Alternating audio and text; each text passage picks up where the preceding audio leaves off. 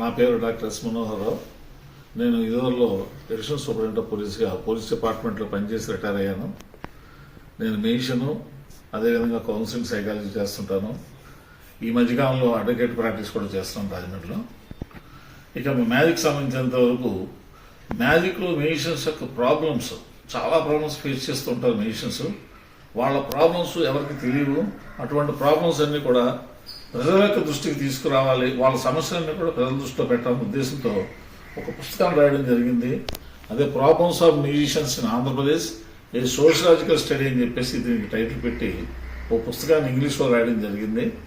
దీంట్లో మ్యూజిషియన్స్ ఎవరైతే ఉన్నారో వాళ్ళు ఏం ప్రాబ్లమ్స్ ఫేస్ చేస్తారో అంతా కూడా ఉభయ తెలుగు రాష్ట్రాల్లో మ్యూజిషియన్స్ అందరినీ కూడా ఇంటర్వ్యూ చేసి వాళ్ళ యొక్క ప్రాబ్లమ్స్ అన్ని కనుక్కుని దీంట్లో పొందుపరచడం జరిగింది.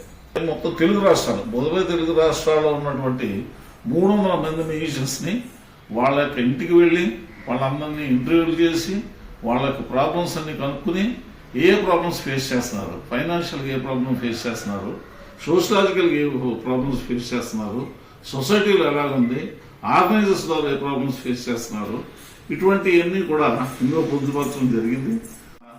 వాటి పరిష్కార మార్గాన్ని కూడా ఇందులో సూచించడం జరిగింది పుస్తకంలో.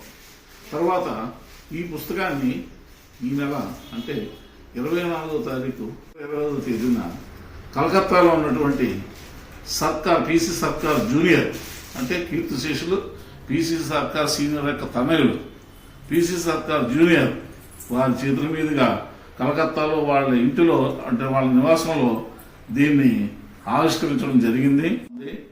ఈ పుస్తకాన్ని అందరూ చదివి మ్యూజిషియన్స్ యొక్క ప్రాబ్లమ్స్ అందరూ కూడా అవగాహన చేసుకుంటారని, అదేవిధంగా ఈ ప్రాబ్లమ్స్ ఏవైతే ఉన్నాయో వీటన్నిటి కూడా ప్రభుత్వం దృష్టికి తీసుకెళ్లి ఈ సమస్యల పరిష్కారానికి తగిన కృషి చేయడానికి నా వంతు కృషిగా నేను చేస్తానని చెప్పేసి మీ అందరికీ తెలియజేసుకుంటున్నాను. నమస్కారం.